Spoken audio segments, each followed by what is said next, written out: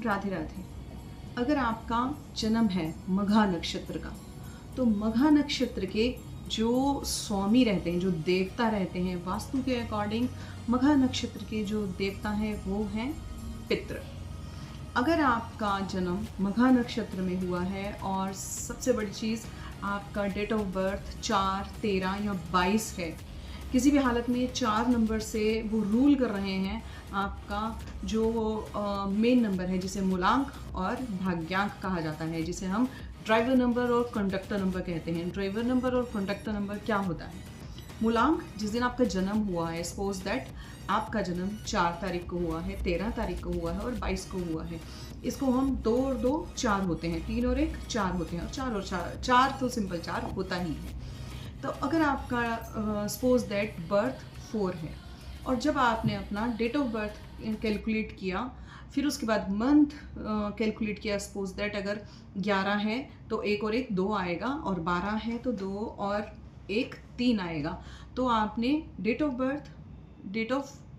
Month of birth और सन of birth, इसको आपने एकदम कैलकुलेट कर लेना है। कैलकुलेट करने के बाद जो लास्ट नंबर आता है, जिसे हम ये भाग्यांक कहते हैं और इसे कंडक्टर नंबर भी कहा जाता है, इस नंबर को आपने, अगर ये किसी भी तरह से 4 बनता है, चाहे वो उसका मेन नंबर चाहे वो एंड का नंबर 4 बनता है तो, और आपका मघा नक्षत्र है, उसमें जन्म हुआ है और आपकी साउथ वेस्ट फेसिंग घर है, तो आपके लिए बहुत ही ज़्यादा प्रॉब्लमेटिक हो जाएगा। इस बीच में अगर राहु केंद्र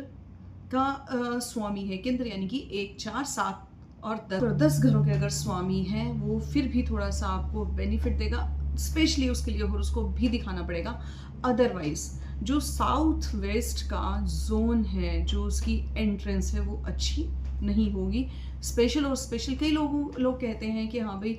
एक ही एरिया में लोगों के घर बने हुए हैं, परंतु इतनी ज़्यादा प्रॉब्लम नहीं किसी को भी आती,